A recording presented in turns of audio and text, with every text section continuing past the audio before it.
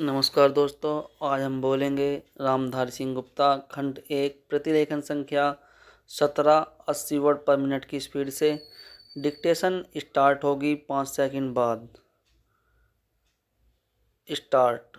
उपाध्यक्ष महोदय, मैं समझता हूँ कि अब तक इस वैदेशिक नीति पर न केवल इस ओर के सदस्यों ने ही बल्कि दूसरी ओर के सदस्यों ने भी प्रधानमंत्री जी को धन्यवाद दिया है। इसलिए मैं अपनी तरफ से धन्यवाद देकर उनका बोझ बढ़ाना नहीं चाहता। इसमें कोई संदेह नहीं कि इस सदन के सभी सदस्य, चाहे वे किसी भी पार्टी से संबंध रखते हों, इस बात से पूरे सहमत हैं कि हमारी विदेश नीति ने संसार में हमारा सिर ऊंचा उठा दिया है। हमने पंचशील के सिद्धांत को संसार के सामने रखा है। यदि हम उसके आधारभूत सिद्धांत पर दृष्टिपात करें तो हमको पता चलता है कि हमने संसार में एक जो सबसे बड़ा काम किया है वह यह है कि हमने तनाव को कम करने का प्रयत्न किया है।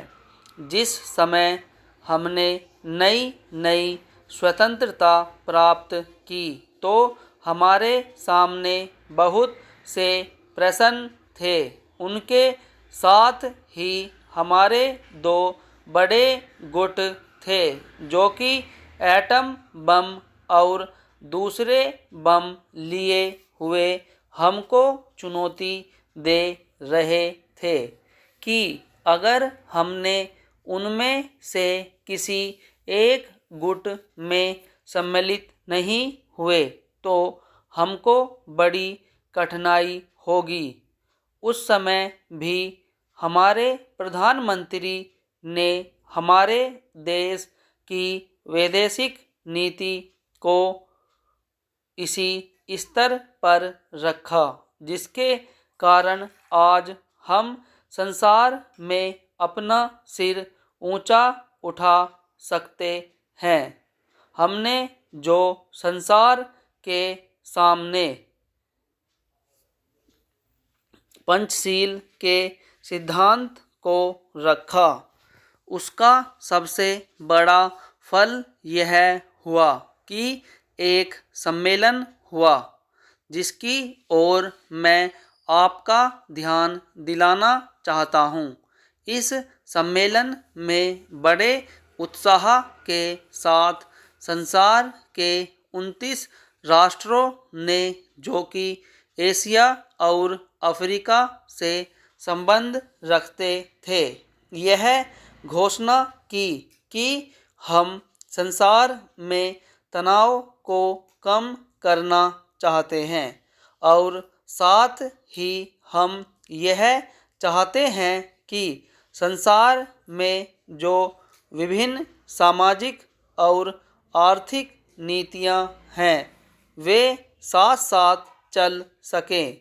हमारी वैदेशिक नीति में जो सबसे महत्वपूर्ण चीज़ है वह है सह अस्तित्व की भावना। उसी भावना के फलस्वरूप हम देखते हैं कि आज कोरिया का युद्ध नहीं हुआ जो कि एक तीसरे विश्व युद्ध के रूप में परिवर्तित हो सकता है। हमारी इस नीति के कारण हमारे अमेरिकी मित्र हमसे कुछ अप्रसन्न भी हो गए, लेकिन यदि हम ऐसा न करते तो आज संसार को तीसरा युद्ध देखना पड़ता मैं बहुत ज़्यादा समय नहीं लूँगा, थोड़ा ही लूँगा। स्टॉप।